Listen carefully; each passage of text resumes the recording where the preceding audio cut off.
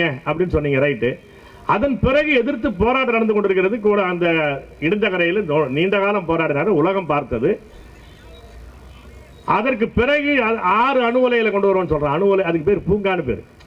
சில சொற்களுக்கு நம்ம அந்த அந்த பொருளில் சொல்லவே முடியாது. அதுக்கு பேர் அணு உலை பூங்கான்றான், அதுக்கு பேர் பூங்காவாது. அப்படி அணு உலையில் 6 அணு உலை கொண்டு வருவோம்னு சொல்றேன். இப்போது இந்தியாவில் இருக்கக்கூடிய எல்லா அணுக்கழிவுகளையும் இங்கே தான் சேமிக்க போறோம்னு சொல்றான். அதனுடைய பொருள் என்ன, ஏன் சொல்றான்? இந்த இனம் அழிய வேண்டிய இனம் என்று அவன் கருதுகிறான். ஆரியத்திற்கும் தமிழ் இனத்திற்குமான பகை என்பது தீர்க்க முடியாத பகை. ஆரிய படை கடந்து அவனை வெல்ல வேண்டும், நெடுஞ்செழியனாக இருக்க வேண்டும், அல்லது ஆரிய இந்தியாவிலிருந்து வெளியே வர வேண்டும். இந்த ரெண்டிலிருந்து இந்த பஞ்சாமிரதத்துக்கெல்லாம் வேலையே கிடையாது. ஒரு இன அழிப்பு நோக்கம் இருக்கிறது.